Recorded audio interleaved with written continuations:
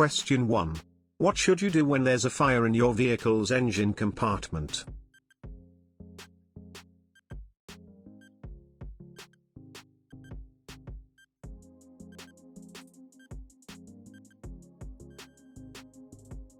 Cut off the fuel supply. Question 2.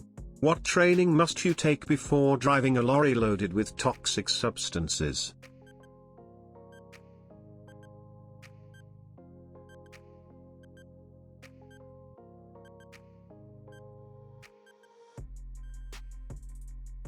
How to use firefighting equipment. Question 3. You're approaching a bridge that has no height restriction on it.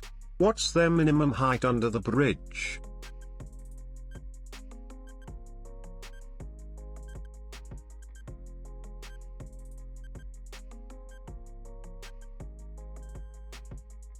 "5 meters, 16 feet 6 inches. Question 4. What should you do first to help someone who's unconscious at the scene of an incident?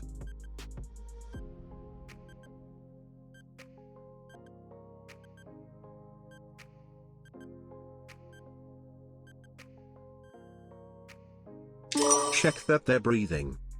Question 5. What must you do if you're involved in a traffic incident?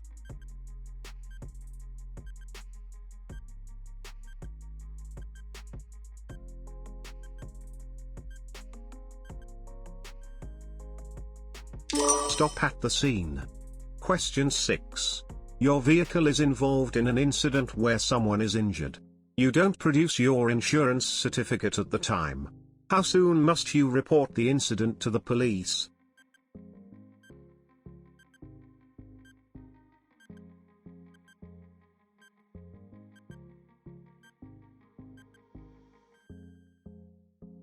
"24 hours. Question 7. You're at the scene of an incident. What does it mean if there's a plain orange rectangle displayed on one of the vehicles?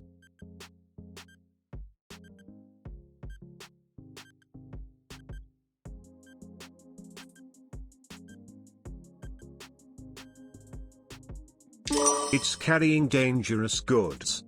Question 8. You arrive at an incident where someone is suffering from severe burns. What should you do to help?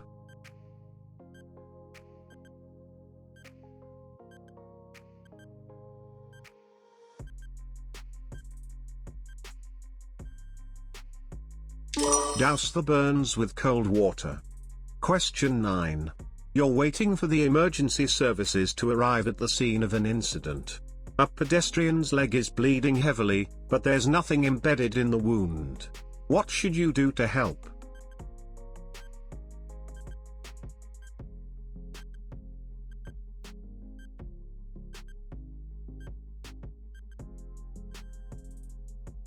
Apply firm pressure to the wound.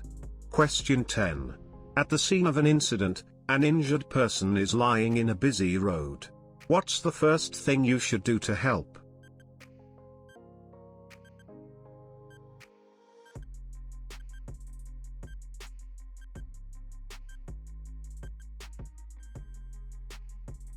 Warn other traffic. Question 11. You're the first person to arrive at an incident where people are badly injured. What's the first thing you should do?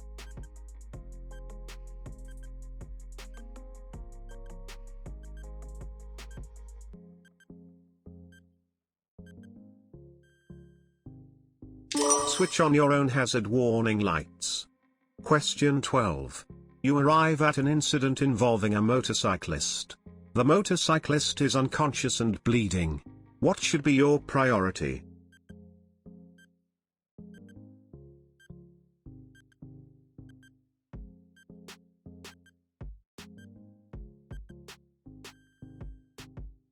Check the casualty's airway. Question 13. You're the first person to arrive at an incident where a motorcyclist is unconscious. After you've checked the area for immediate danger, what's the first check you should make on the casualty?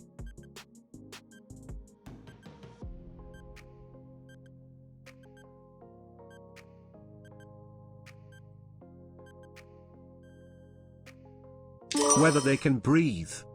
Question 14. You arrive at the scene of an incident and someone is unconscious. What's the first thing you should do to help them?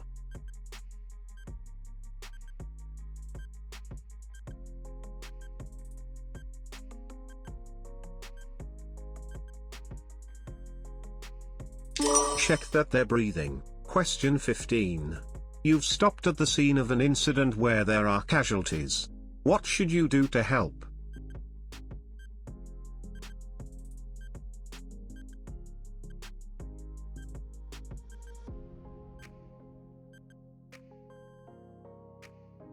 Keep injured people warm and comfortable. Question 16. You arrive at the scene of an incident where someone is injured. What should be given urgent priority?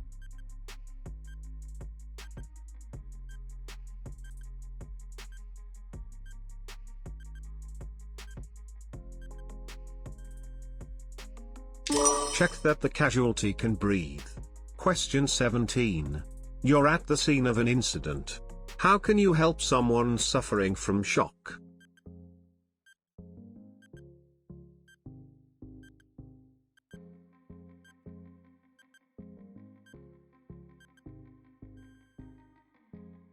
Reassure them confidently. Question 18. What should you do if you're the first person to arrive at the scene of an incident?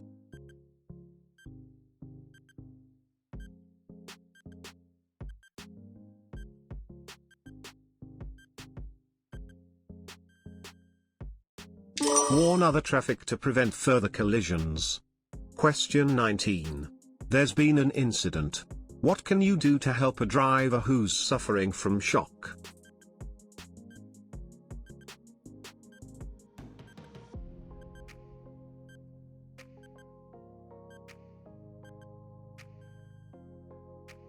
Reassure them confidently. Question 20. You arrive at the scene of an incident where a motorcyclist is lying in the middle of the road and unconscious.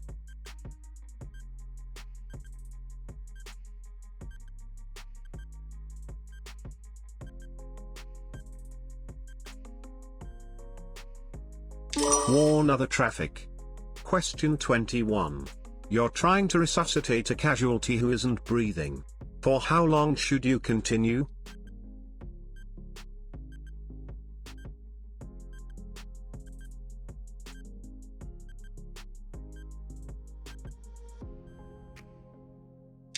Carry on until an ambulance arrives. Question 22. When should you stop trying to resuscitate a casualty?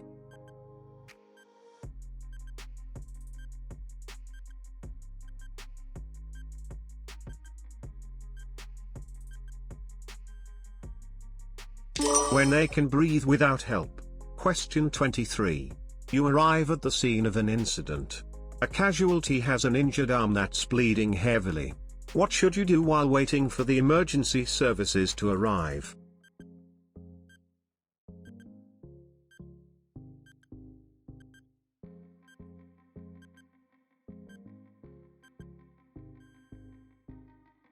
Apply pressure over the wound and raise the arm. Question 24.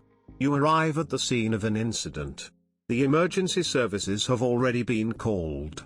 A pedestrian is bleeding heavily from a leg wound, but their leg isn't broken. What should you?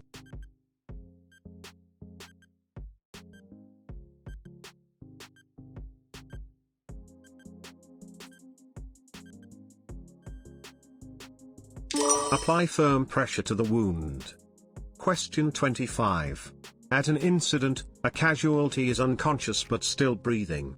Why would you move them?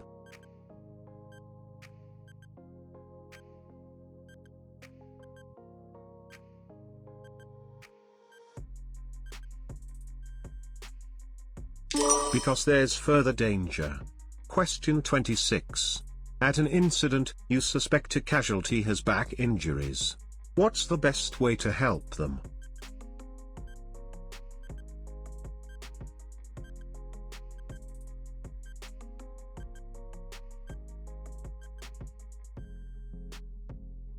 Leave them where they are. Question 27. The area around an incident is safe. What's the best way to help an injured person?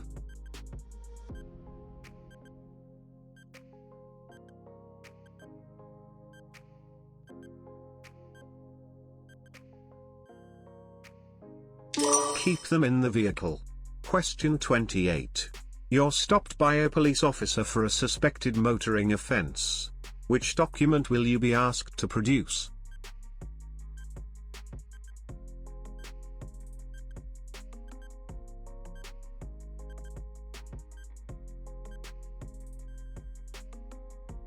Your driving license. Question 29.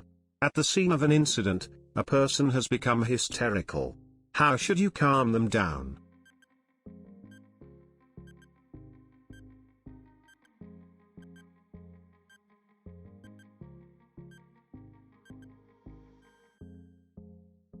By talking to them quietly and firmly. Question 30. You're at an incident. Why may it be harmful to move a casualty?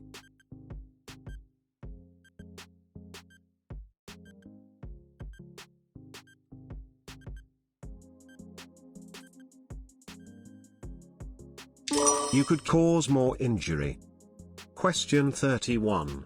At the scene of a crash, a casualty is in contact with live electrical cables. What should you use to break the electrical connection?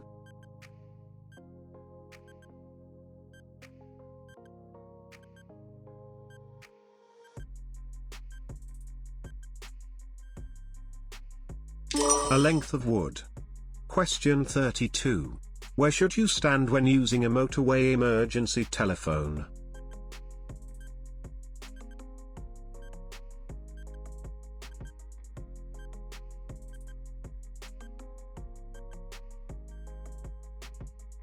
Facing the oncoming traffic. Question 33. Which type of fire extinguisher shouldn't be used on flammable liquids?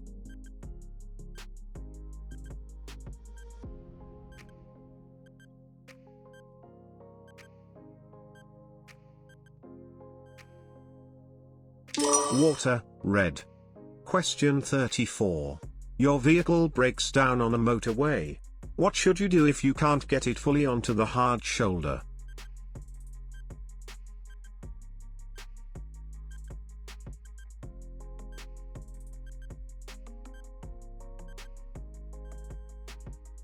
Call for help using the nearest emergency telephone.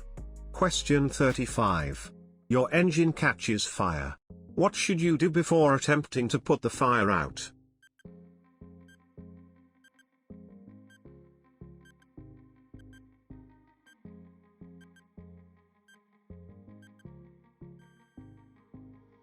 Shut off the fuel supply. Question 36. What should you do before driving into a tunnel?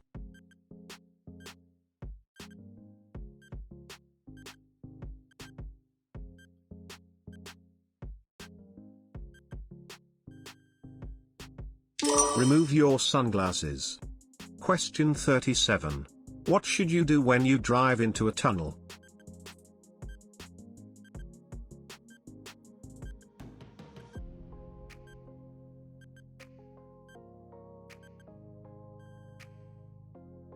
Use dipped headlights.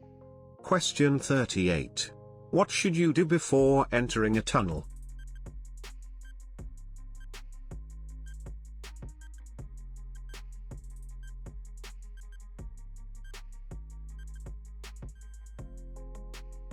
Tune your radio to a local channel. Question 39. You're driving through a congested tunnel. What should you do if you have to stop?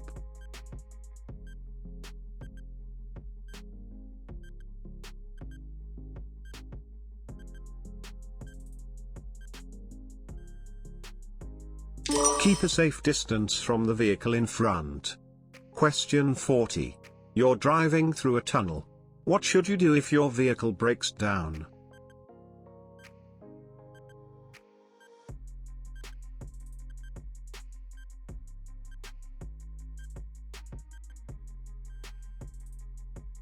Switch on hazard warning lights. Question 41. Your vehicle catches fire while you're driving through a tunnel. What should you do if the vehicle can still be driven?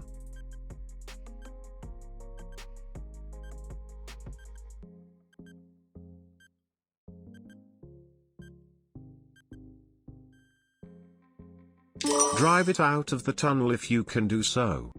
Question 42. What should you do when you're driving through a tunnel in heavy traffic?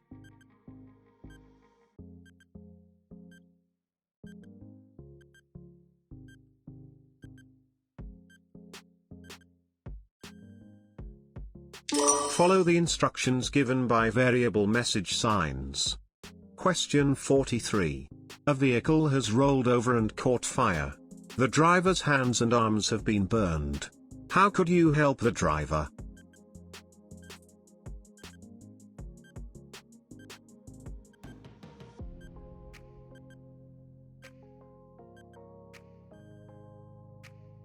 Douse the burns with cold water.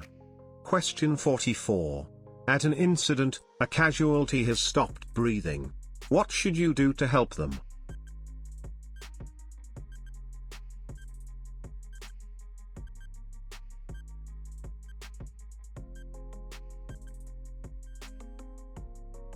Remove any obstruction from their mouth. Question 45. You've been involved in an incident and damaged some property. What should you do if nobody else is present and your vehicle is still roadworthy?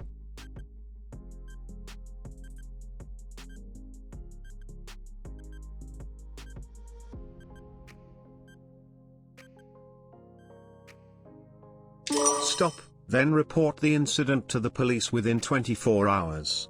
Question 46. You've had an incident while driving through a tunnel. You aren't injured but your vehicle can't be driven. What's the first thing you should do in this situation?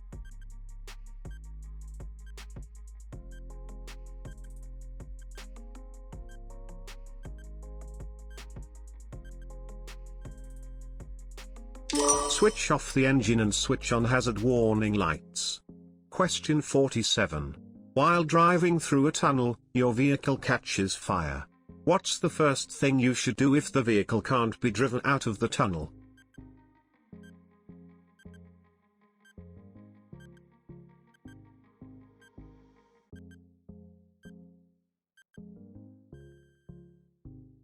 Stop at the side of the road and switch off the engine. Question 48. You're at the scene of an incident. What would suggest someone is suffering from shock?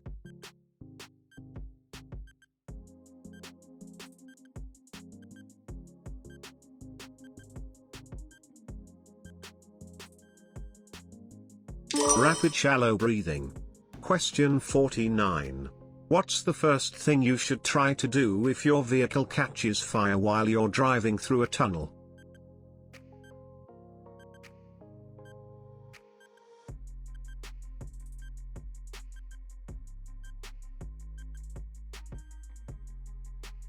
Drive out of the tunnel. Question 50. You arrive at the scene of an incident. How should you deal with someone who is hysterical?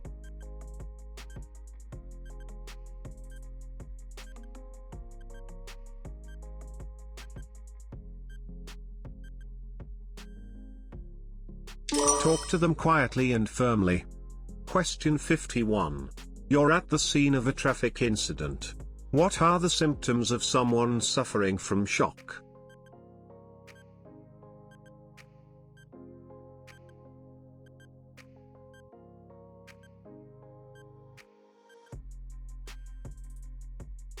Rapid pulse and sweating. Question 52. You're at the scene of a collision. People are injured. What should be done when the risk of further collisions has been dealt with?